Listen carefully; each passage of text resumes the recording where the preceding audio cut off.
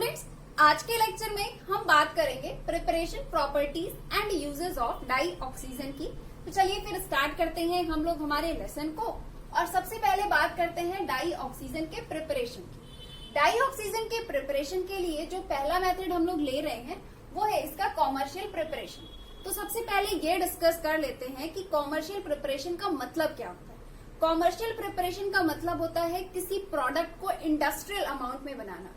Industrial amount में बनाने का मतलब कि बहुत ही ज्यादा मात्रा में बनाना। ओके, तो यहाँ पे हम क्या पढ़ने वाले हैं, यहाँ पे हम सबसे पहले ये देखने वाले हैं कि डाई ऑक्सीजन को इंडस्ट्रीज में कैसे ज्यादा से ज्यादा मात्रा में बनाया जाता है ना।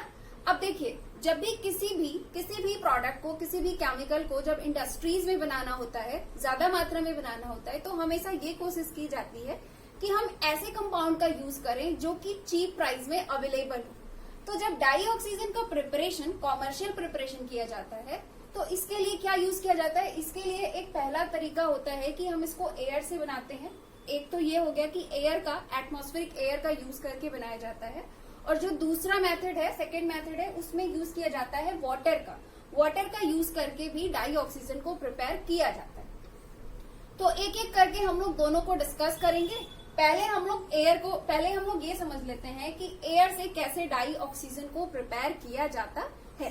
ठीक है, तो इसके लिए क्या किया जाता है, इसके लिए इंडस्ट्रीज में बकायदा फुल प्लांट होते हैं, बड़े बड़े प्लांट्स होते हैं और उसके अंदर टावर्स लगे होते हैं। तो किया क्या जाता है, सबसे पहले एटमॉस्फेरिक एयर को कलेक्ट किया जाता है।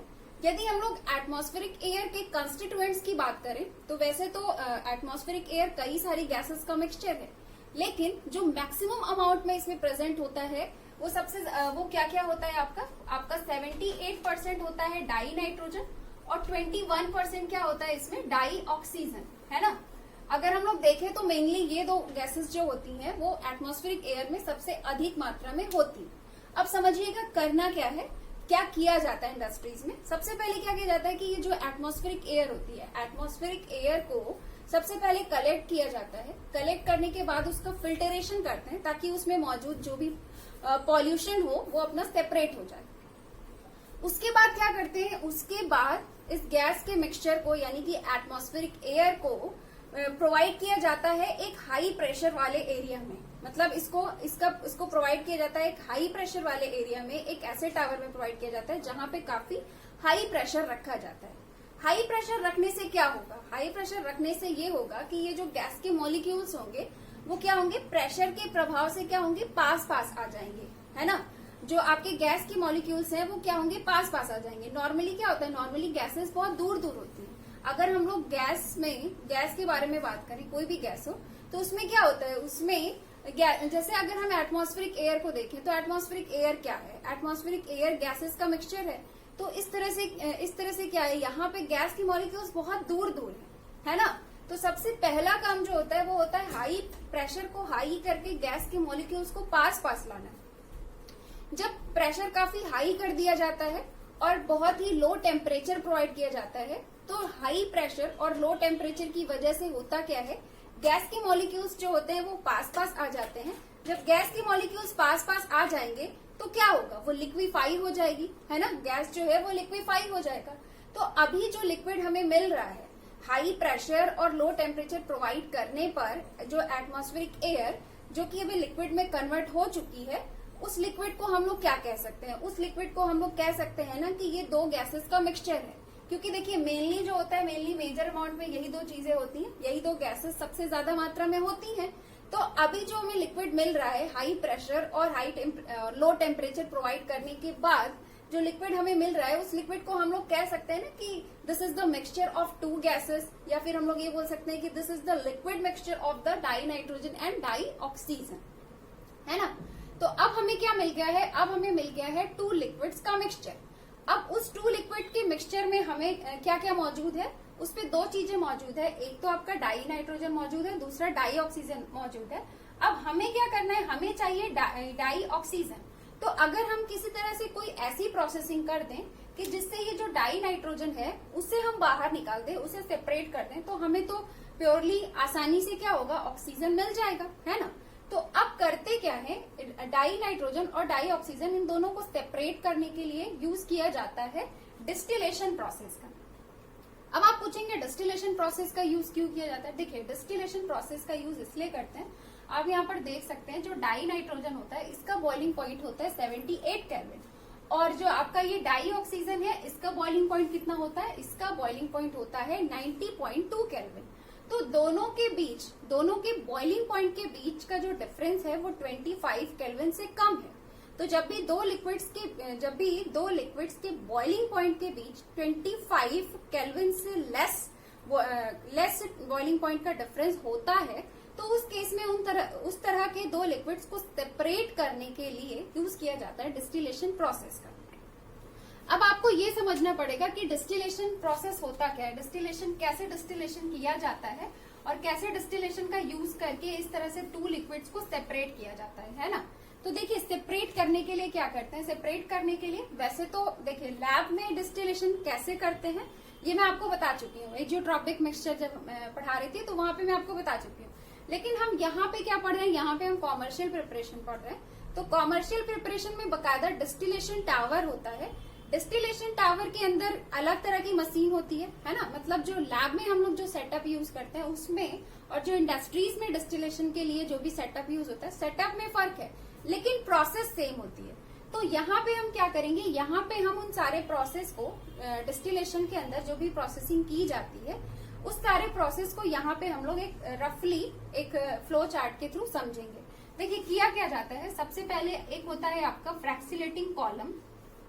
डिस्टिलेशन टावर में होता है सबसे पहले उसके अंदर एक होता है यहाँ पे आपका फ्रैक्सिलेटिंग कॉलम। फ्रैक्सिलेटिंग कॉलम में करते क्या है, फ्रैक्सिलेटिंग कॉलम में जब यहाँ पे ये दोनों गैस के जो मिक्सचर है oxygen plus di nitrogen plus di oxygen के लिक्विड का जो मिक्सचर है, दोनों के लिक्विड का जो मिक्सचर है, जब इस मिक्सचर को यहाँ पहले प्रोवाइड किया जाता है, प्रोवाइड करने के बाद क्या करते हैं, यहाँ से थोड़ी थोड़ी हीट प्रोवाइड करना स्टार्ट करते हैं। जब हीट प्रोवाइड करना स्टार्ट करते हैं तो ये जो दोनों लिक्विड है ना, लिक्विड के जो मॉलिक्यूल्स हैं उनकी एनर्जी थोड़ी थोड़ी बढ़ने लगती है, यानी कि लिक्विड थोड़ा थोड़ा वेपराइज होने लगते हैं, नॉट कम्प्लीटली, थोड़े थोड़े मॉलिक्यूल्स वेपर फेज में जाने लगते हैं। बिकॉज आप हीट प्रोवाइड कर रहे हो तो कुछ मॉलिक्यूल्स की तो एनर्जी इंक्रीज होगी ही, है ना।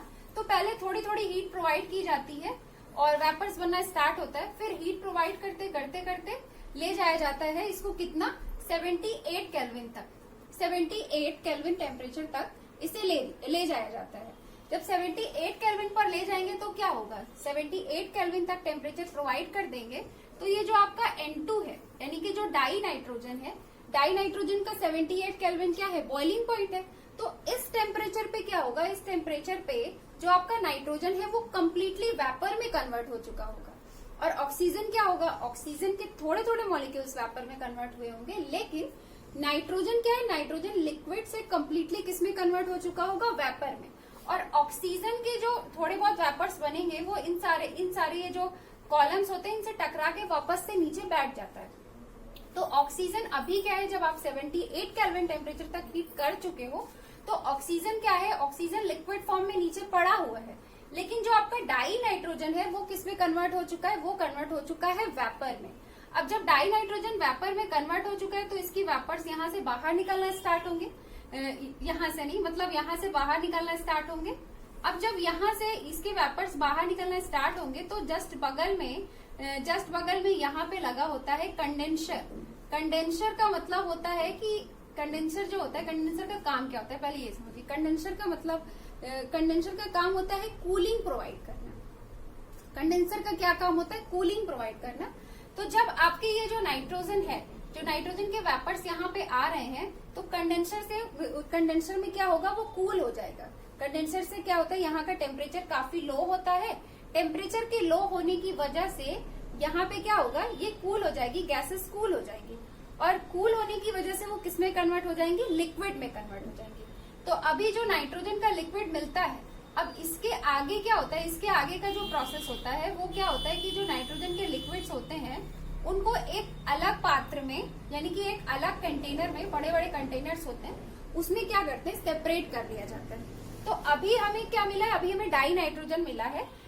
अब इस कंटेनर को हटा लिया गया और फिर यहाँ पे लाके रख दिया गया है नया कंटेनर, है ना।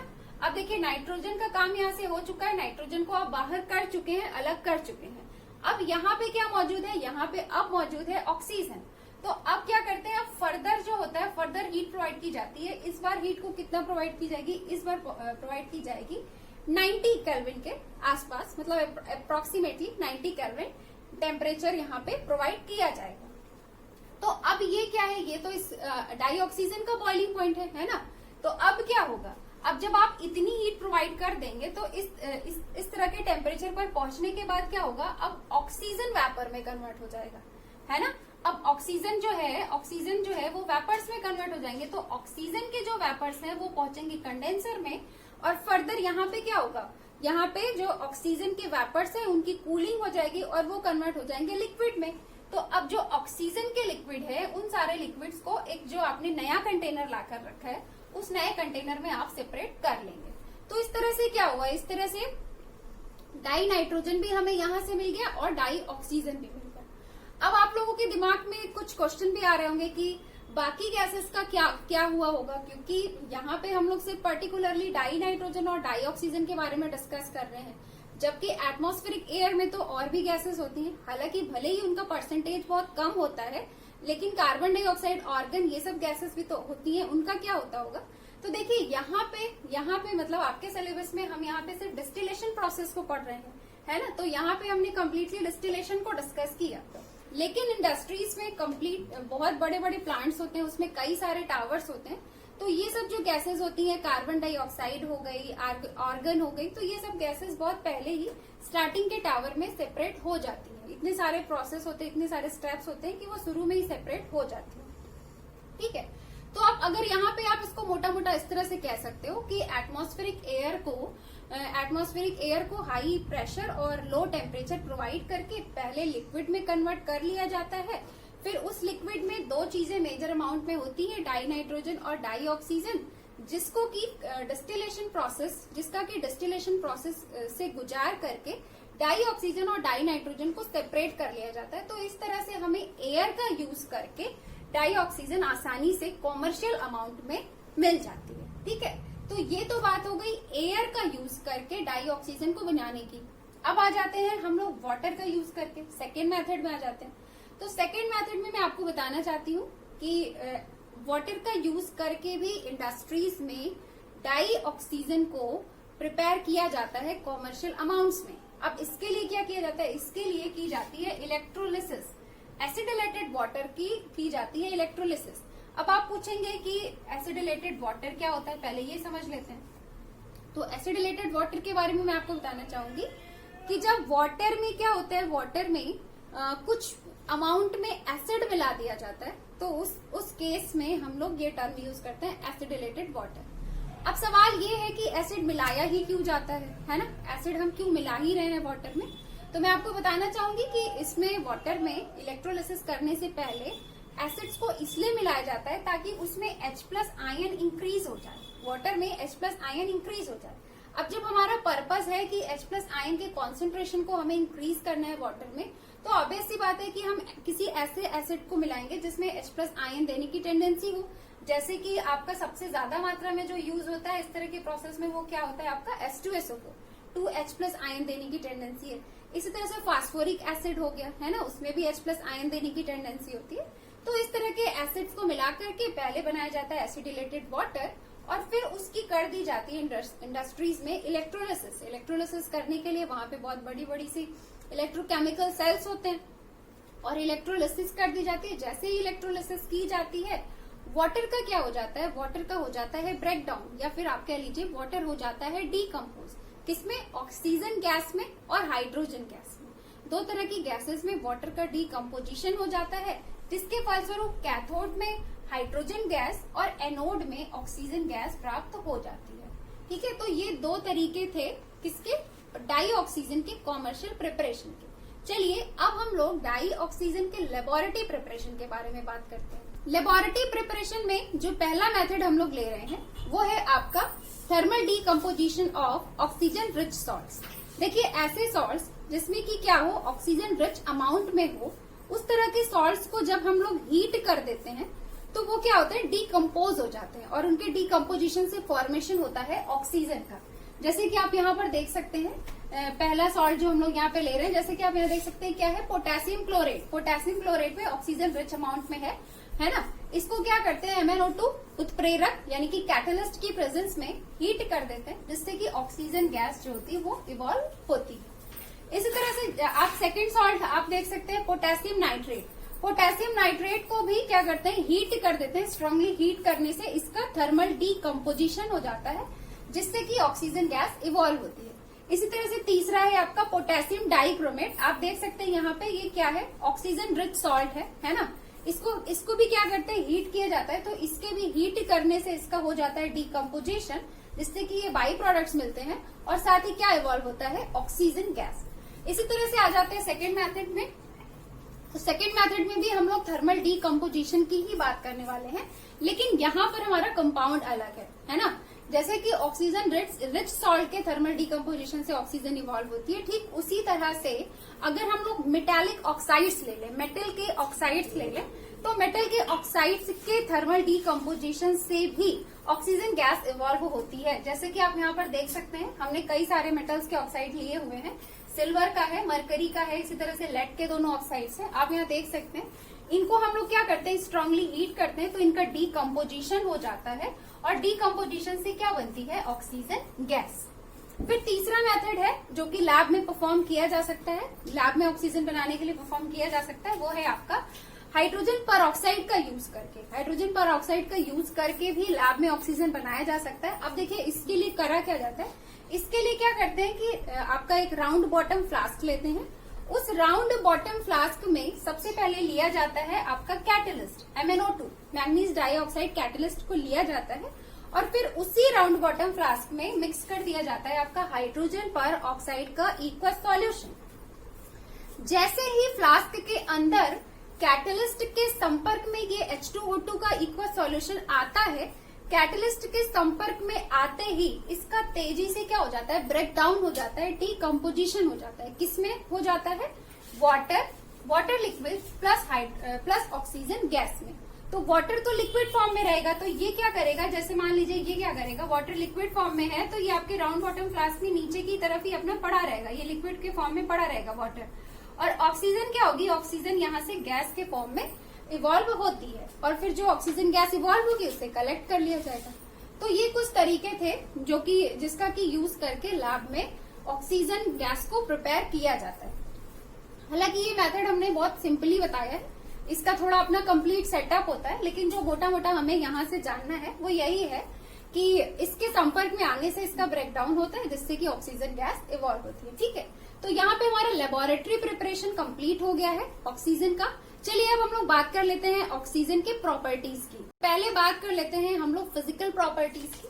फिजिकल प्रॉपर्टीज में फर्स्ट पॉइंट ये है कि डाई ऑक्सीजन जो होता है ये आपका कलरलेस, ऑर्डरलेस और टेस्टलेस गैस है। सेकेंड पॉइंट आपका ये है कि ये वाटर में बहुत ज्यादा सॉल्युबल नहीं होता है, वाटर में इसकी सॉल्युबिलिटी जो होती है वो कम होती है। और अगर हम लोग एसटीपी पर बात करें तो एसटीपी पर इसकी वाटर में सॉल्युबिलिटी होती है 30 सेंटीमीटर क्यूब लीटर इनवर्स। उसके अलावा अगर हम लोग डाई ऑक्सीजन के बॉइलिंग पॉइंट की बात करें तो इसका बॉइलिंग पॉइंट होता है 90.2 केल्विन, मेल्टिंग पॉइंट इसका होता है 54.4 केल्विन। तो ये तो इसकी फिजिकल प्रॉपर्टीज है, सिंपल सी चीज। अब आ जाते हैं हम लोग इसके केमिकल प्रॉपर्टीज में। तो केमिकल प्रॉपर्टीज के बारे में मैं आपको बताना चाहती हूँ कि ऑर्डिनरी टेम्परेचर पर जो होता है ऑक्सीजन रिएक्शन नहीं देता है। ऑर्डिनरी टेम्परेचर पर क्या होता है, ये अनरिएक्टिव होता है। लेकिन अगर हम लोग क्या करें, इसमें बाहर से थोड़ी सी हीट प्रोवाइड कर दें तो ये रिएक्टिव हो जाता है। ऐसा इसलिए होता है क्योंकि देखिए जनरली अगर हम ऑक्सीजन के स्ट्रक्चर की बात करें तो कैसा होता है, कुछ इस तरह से होता है ना। दो ऑक्सीजन एटम आपस में पाई बॉन्ड के थ्रू जुड़े होते हैं। तो ऑर्डिनरी टेम्परेचर पर ये बॉन्ड नहीं ब्रेक होता है, ठीक है। इसकी बॉन्ड एसोसिएशन एनर्जी काफी ज्यादा होती है, ऑर्डिनरी टेम्परेचर पे ये बॉन्ड ब्रेक नहीं होता है। इस वजह से ऑर्डिनरी टेम्परेचर पर तो ऑक्सीजन अनरिएक्टिव होता है, लेकिन अगर बाहर से हीट प्रोवाइड की जाए तो ठीक जस्ट अपोजिट हो जाता है, मतलब रिएक्टिविटी बढ़ जाती है। और बाहर से टेम्परेचर प्रोवाइड करने पर ये आसानी से मेटल के साथ भी रिएक्शन दे देता है, नॉन मेटल के साथ भी रिएक्शन दे देता है और डिफरेंट टाइप्स के कंपाउंड्स के साथ भी रिएक्शन दे देता है। तो इसकी कुछ एग्जांपल्स देख लेते हैं हम लोग। जैसे कि पहले मेटल की बात कर लें। देखिए यहाँ पे कैल्शियम है, कैल्शियम क्या है, मेटल है। कैल्शियम के साथ रिएक्शन करके ये मेटल का ऑक्साइड कैल्शियम ऑक्साइड बनाता है। इसी तरह से जब आपने इसका एल्युमिनियम के साथ रिएक्शन कराया तो एल्युमिनियम का ऑक्साइड बनाता है। अगर आप नॉन मेटल देखें तो देखिए कि फास्फोरस के साथ रिएक्शन करके फास्फोरस के ऑक्साइड्स बनाता है, कार्बन के साथ रिएक्शन करके कार्बन का ऑक्साइड्स बनाता है ना। मेटल और नॉन मेटल के साथ रिएक्शन करके ऑक्साइड्स का फॉर्मेशन करता है। इसी तरह से अब इसके कुछ कंपाउंड्स के साथ भी हम लोग रिएक्शन देख लेते हैं, जैसे कि जिंक सल्फाइड देखिए, जिंक सल्फाइड के साथ रिएक्शन करके इसके सल्फाइड को इसके ऑक्साइड में कन्वर्ट कर देता है। मीथेन के साथ ये रिएक्शन देता है, मीथेन के साथ रिएक्शन करके इसको किस में कन्वर्ट कर देता है, कार्बन डाइऑक्साइड में। सल्फर डाइऑक्साइड के साथ रिएक्शन करके सल्फर ट्राइऑक्साइड बनाता है। और अगर HCl के साथ ऑक्सीजन का रिएक्शन कराया जाए in the presence of catalyst CuCl2 तो फॉर्मेशन होता है क्लोरीन का। ठीक है, तो यहाँ पे हमारा डाइऑक्सीजन की प्रॉपर्टीज भी कंप्लीट हो गई है। चलिए अब हम लोग इसके यूजेस के बारे में बात करें। डाइऑक्सीजन के फर्स्ट यूज की बात करें तो फर्स्ट यूज सभी जानते हैं कि ऑक्सीजन का यूज जो होता है सभी लिविंग बींग्स जो होते हैं वो अपने रेस्पिरेशन में करते हैं। पहली चीज ये हो गई। सेकेंड पॉइंट ये है कि इसका यूज आर्टिफिशियल रेस्पिरेशन में भी किया जाता है। थर्ड पॉइंट ये है कि जो आपका रॉकेट फ्यूल होता है, रॉकेट फ्यूल का एक बहुत ही इंपॉर्टेंट कंस्टिट्यूएंट होता है डाइऑक्सीजन। रॉकेट फ्यूल में डाइऑक्सीजन को यूज किया जाता है लिक्विड फॉर्म में, पहले इसे लिक्विफाई कर लिया जाता है फिर इसका यूज किया जाता है। उसके अलावा फोर्थ पॉइंट ये है कि डाइऑक्सीजन का यूज बहुत सारे केमिकल कंपाउंड्स के मैन्युफैक्चरिंग में भी किया जाता है, जैसे कि कुछ के नाम मैंने यहाँ मेंशन कर दिया, जैसे कि आपका हो गया नाइट्रिक एसिड, सल्फ्यूरिक एसिड और फिनॉल। चलिए ये तो बात हो गई इसके यूजेस की। अब मैं आपको ऑक्सीजन के केमिकल प्रॉपर्टी से रिलेटेड एक नोट पॉइंट बताना चाहती हूँ। वो ये है कि डाइऑक्सीजन जो है वो कुछ मेटल्स के साथ रिएक्शन नहीं करता है, कुछ मेटल्स के साथ रिएक्शन नहीं करता है और नोबल गैसेस के साथ भी ये रिएक्शन नहीं करता है। ये तो आपके ऐसे हैं जिनके साथ ये रिएक्शन नहीं कर पाता है। तो वो मेटल्स आपके हो गए जैसे कि प्लैटिनियम हो गया और आपका गोल्ड हो गया, इस तरह के कुछ इनर्ट मेटल है जिनके साथ ये रिएक्शन नहीं करता है और नोबल गैस के साथ भी ये रिएक्शन नहीं कर पाता है। तो यहाँ पे हमारा डाइऑक्सीजन का preparation, properties and uses complete हो गया है। अब हम लोग मिलेंगे नेक्स्ट लेक्चर में। Have a nice day. Thank you so much.